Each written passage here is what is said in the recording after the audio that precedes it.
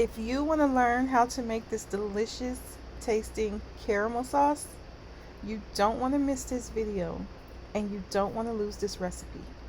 Come back and thank me later.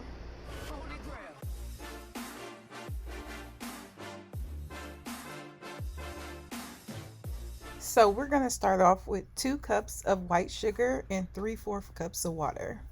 Mix it up and let it boil for about 10 minutes. After 10 minutes, it'll start to brown, so you want to keep an eye on it so you don't burn it. You just want to get that caramel color, like so.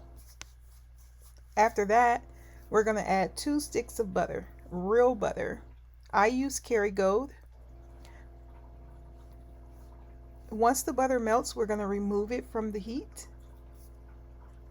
After that, we're going to add 1 cup of heavy whipping cream. And then we're going to add a teaspoon of vanilla flavor and a teaspoon of salt. I don't show that in the video, but don't forget the coarse salt. After that, you're going to let it rest and thicken up. And voila, you're going to have the best tasting caramel sauce ever. I know you're going to love it, so come back and leave a comment and let me know your thoughts. Thanks for watching.